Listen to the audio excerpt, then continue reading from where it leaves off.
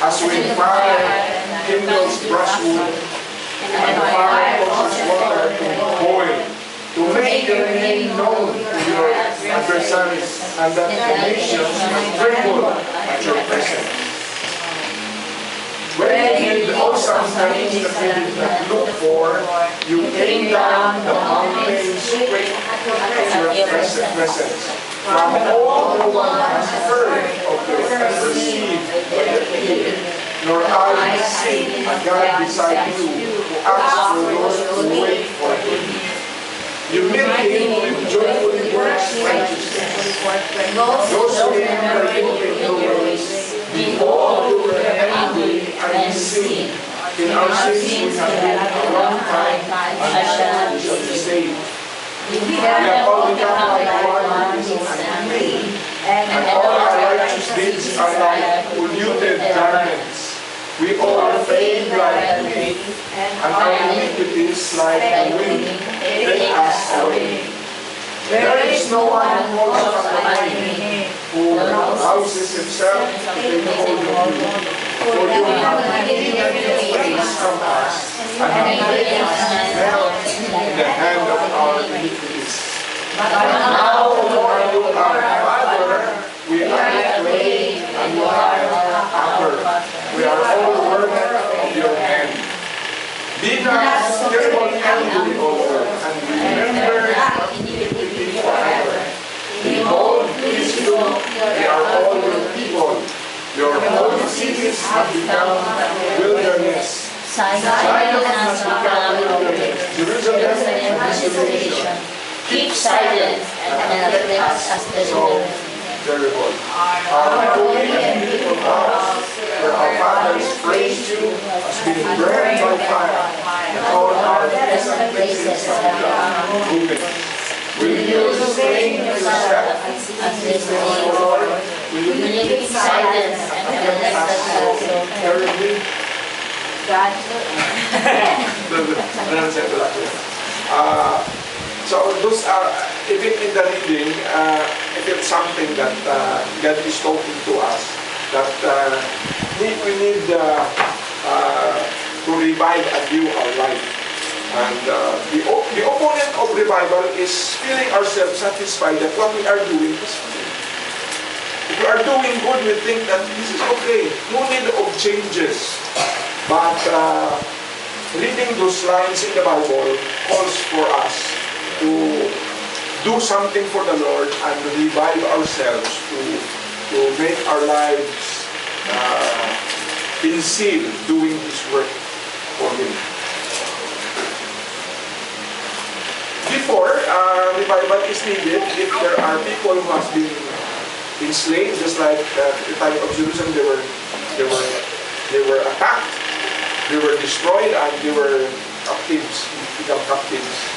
In our case, when we need revival, when there's nobody attacking us, when there's no problem like the Jerusalem people, they were in ruin and they were physically, you could see the desolation in their life and in their countries. Is there any parallel situation with us to them? Wala. That's why we don't need revival. But I see parallel. No parallel. Parallel, the same. Parallel also. Kung sa Jerusalem, they were being attacked and they were in bondage. Ang parallel in our situation now is that we are attacked and we are in bondage to our enemies. Ano enemy natin? Actually, the world is so strong, entering our house, entering the polluted minds, pinapollute ang mga sarili. Many times you don't know that is pinaka-employee siya, pinaka-cleaver na nagapasok ang TV sa bahay mo, ang iya distraction sa mind, grabe, ang bakla na accepted. Yan ang nagsaot sa haot na, wala ko nasabit, sila nagabahay ko sila sa...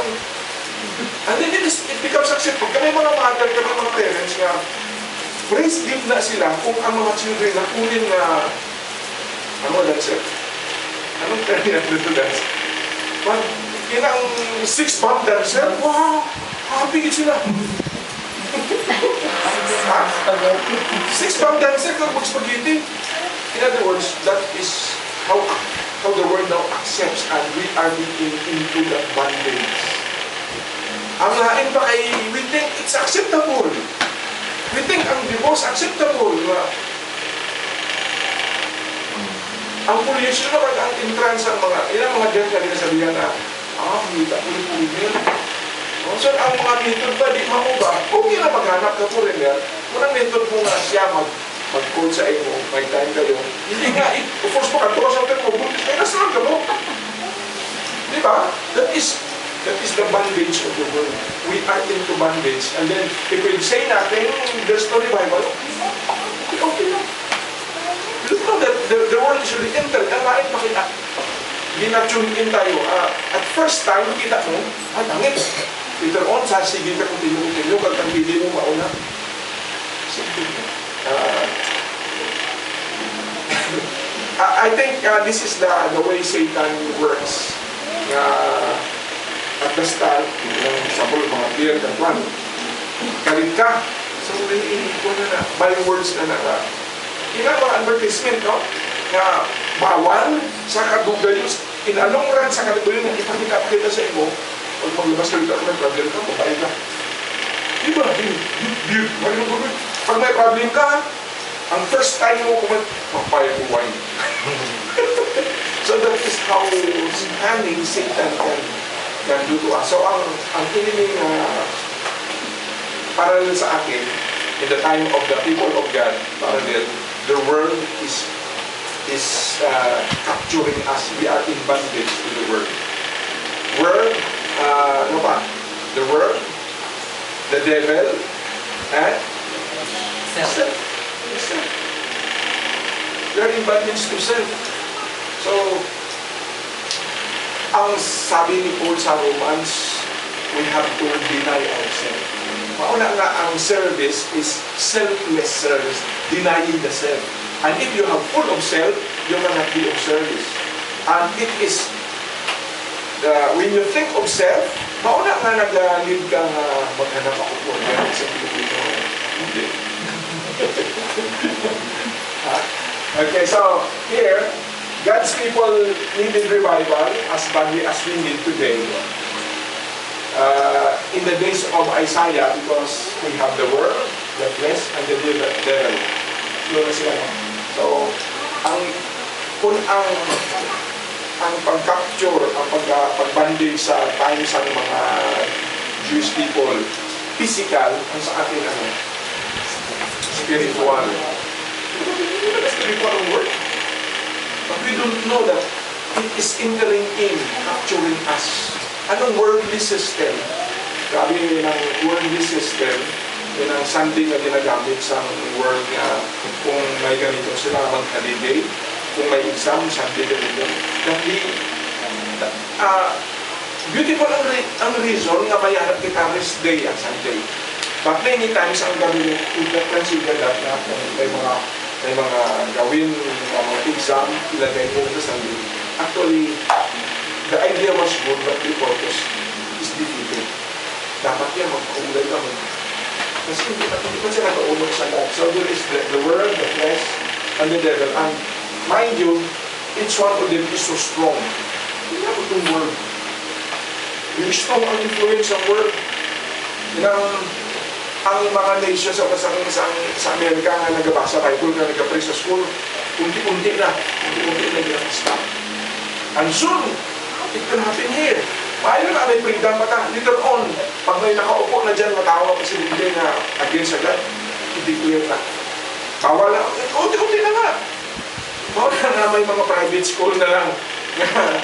I-permit nila mga, may wala kami sa inyo.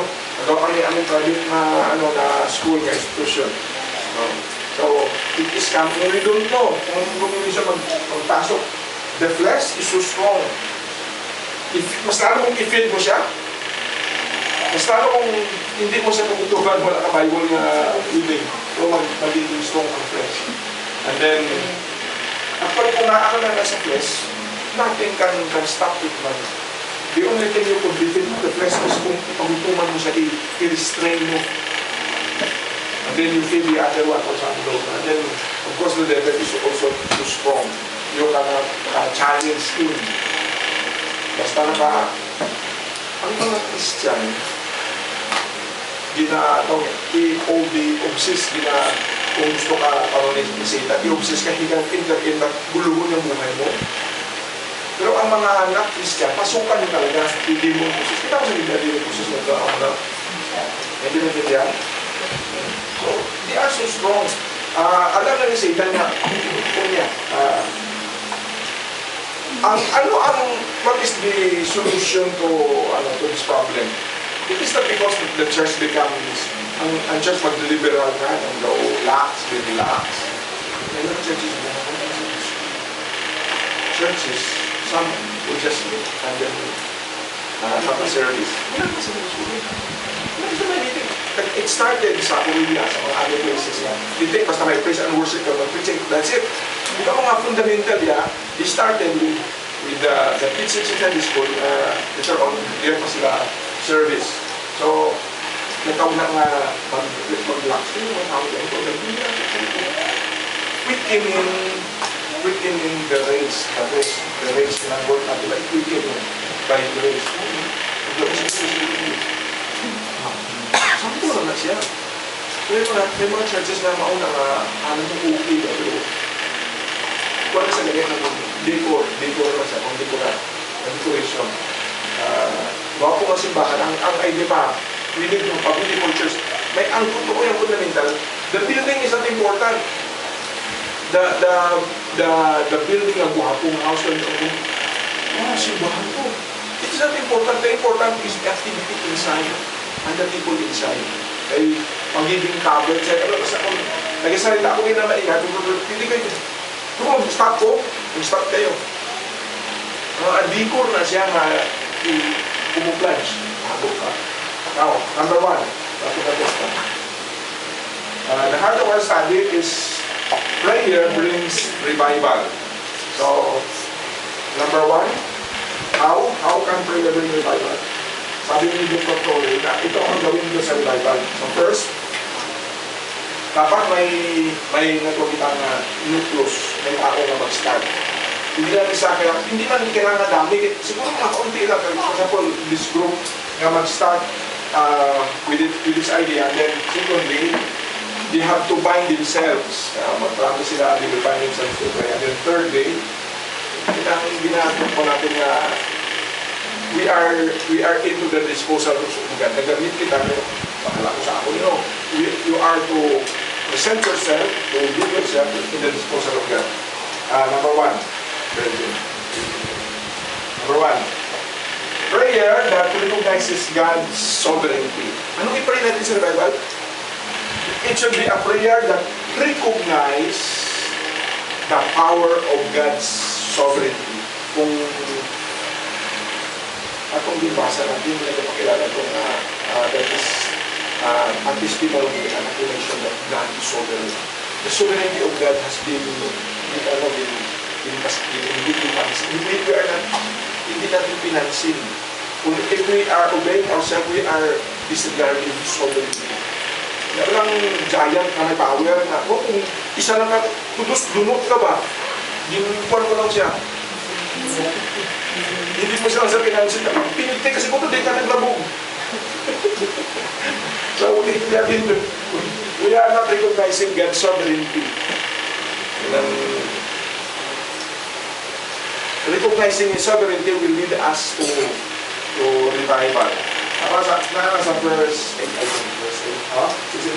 But now, O Lord, you are Father. Is He Father to us? Di ba ang Father, gina-respect? Hindi ka magsagot-sagot, ha? Sagot-sagot ang Father. Di ba mga Father, ganyan? Pero liberal ng Father, we are clay, and you are Father. Kung clay ka, wala ka sang power na. Gusto ko, butangan ko sa bulas. Gusto ko, hindi ka magpili. Gusto ko, ay mo ang nakaduplaan. Siya ang mag-decide. He has sovereign power to decide whatever. So, we are all the work of your hand. So, that is claiming the sovereignty of God. Kung claim ka na sovereign siya, ang buhay mo hindi mag-excite. Yung Sunday mo hindi ka mali. Hindi ka wala ka excuses. Isuparin lang siya. Wala kang excuses. Hindi ka lang nag-aaral. Wala ka mag-exercise sa Ginoo. If God exercise sovereignty and you need to realize that, wala kang excuse. All mouths should be closed. Wala ka nga sagot. If the sovereignty of God is felt, ang buhay mo urong yun. Kaya yun sa tindagan. So, kung kulang ang recognition sa sovereignty, mauna. Wala. Diba? Number two. Number two, prayer that remember God's mercy. He is sovereign, but He is also merciful. He has power, but God has mercy. Ang mercy, hindi ibigay sa iyo ang iyong nagawa ng kasalanan ang punishment. Mercy. Extended mercy. Prayer that remembers mercy in verse 9. Be not terrible angry, O Lord, and remember not iniquity for others. Behold, please look, we are all your people. Remember, give mercy to us. Why? Because we are your people. Have mercy upon us, O Lord. Madungog sa mga people have been kung ihatag ang measure sa kasalanan natin, anas kita naman. Kainis kita sa mundo. Number three, prayer that brings revival also is a prayer that respects God's glory. So, it considers the sovereignty of God, it considers the mercy of God, and it considers also the glory, His majesty. So, these three things, if we put into consideration, His sovereignty, His mercy, and His glory, will cause us to be melted and lead us to a revival in our life.